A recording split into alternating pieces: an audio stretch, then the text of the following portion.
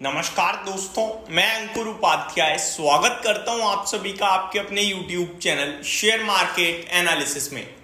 BJP जीत चुकी है, बाजार में तेजी लौट चुकी है, लेकिन तीन ऐसे फैक्टर्स जो आपको अभी भी कंफ्यूज कर देंगे।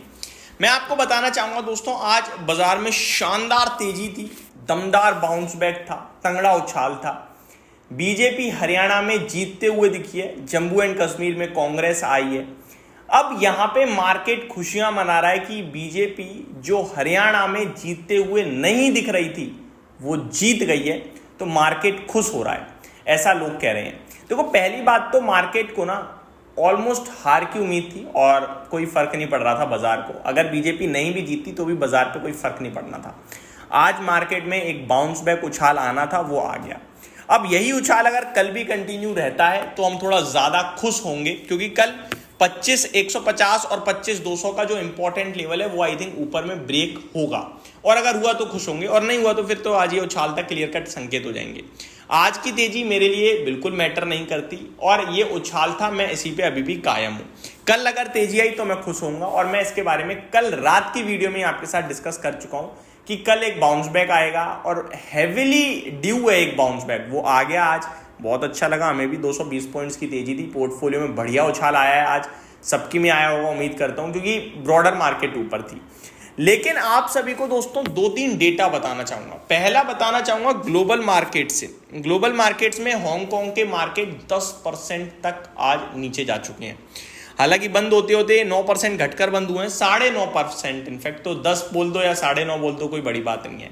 ये कोई स्टॉक नहीं है, इंडेक्स है हांगकांग की हैंग सेंग।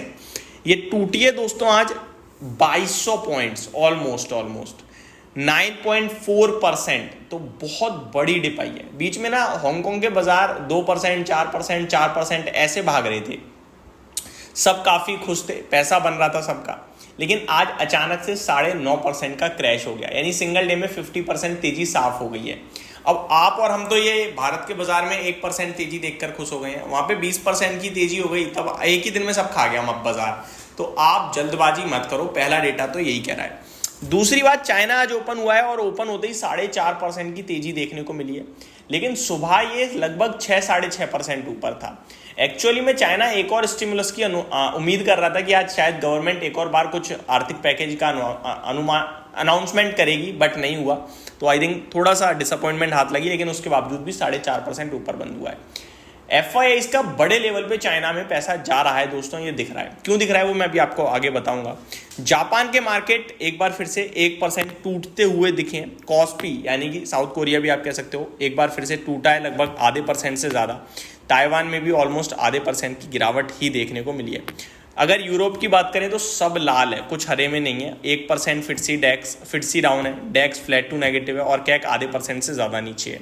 तो ये सारी चीज़ें आपको कहीं से कहीं तक पॉजिटिव संकेत तो नहीं दे रही हैं। तो आज बाजार में जो तेजी थी वो मेरे को अभी और ज़्यादा कन्विक्शन दे रही है कि उछाल था।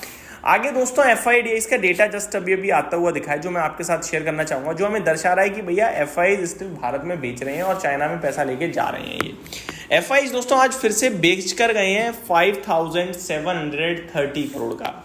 ये सेलिंग कहीं से कहीं तक छोटी नहीं है, अपने आप में बड़ी सेलिंग है। हाँ, डेली जो हो रही थी सेलिंग उसके मुकाबले थोड़ी कम सेलिंग है।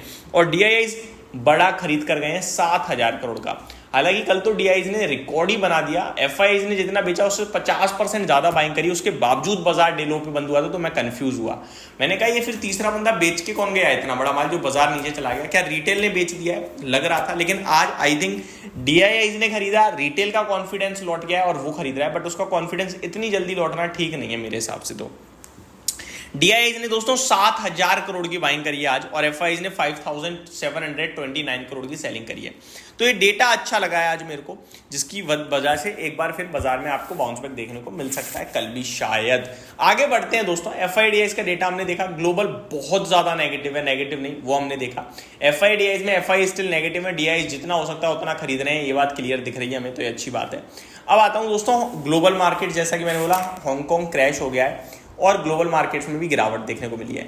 अब फाइनल अपडेट है, आज RBI की MPC की मीटिंग का सेकंड डे है, और थर्ड डे आती है आउटकम, यानी कल सुबह 10 बजे RBI governor Shaktikanta Das ji RBI की पॉलिसी अनाउंस करेंगे जिसमें कोई रेट कट में बदलाव होने की उम्मीद नहीं है।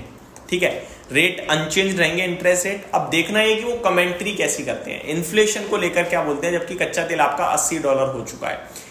आगे की ग्रोथ को लेकर क्या बोलते हैं, अर्निंग्स समझ में आएंगी हमें, और बाकी रिजल्ट सीजन भी शुरू हो ही रहा है आपके लिए। कल भी कुछ कंपनियों के रिजल्ट्स आएंगे, लेकिन परसों से तो फुल फ्लेज रिजल्ट सीजन शुरू हो जाएगा। तो अब यहां से कल से जो दिन शुरू हो रहे हैं, कल और स्पेशली परसों बड़ा इंपॉर्टेंट डे होने वाला है मार्केट का, क्योंकि इवेंचुअली मार्केट अर्निंग्स पे चलता है और परसों से अर्निंग शुरू और बड़ी दिग्गज कंपनियों के दोस्तों, फॉर एग्जांपल रेडा के नंबर्स हैं, टीसीएस के नंबर्स हैं, तो ये बड़े नाम है, टाटा एलएक्सआई के नंबर हैं। इनके रिजल्ट्स कैसे आते हैं वो देखना समझना बहुत इंपॉर्टेंट होगा। कल पॉलिसी देखेंगे, परसों रिजल्ट्स देखेंगे, और भारत के बाजार क्या 25,200 पार करके टिकते हैं ये देखेंगे। ये 3 चीजें मुझे इस समय क्लोजली वॉच करनी है केवल और केवल। क्या क्या? पॉलिसी कल आरबीआई की, देन 25,200 का level, and then specially results. तो लेट्स सी क्या होता है क्या नहीं होता, बट अभी मैं इतना ज़्यादा पॉजिटिव तो नहीं हूँ दोस्तों, जितना कहीं ना कहीं मार्केट में सेंटीमेंट्स बन गए हैं एक दिन में ही। तो ये मेरी तरफ से अपडेट थी। Thank you so much for watching this video. Have a great day guys.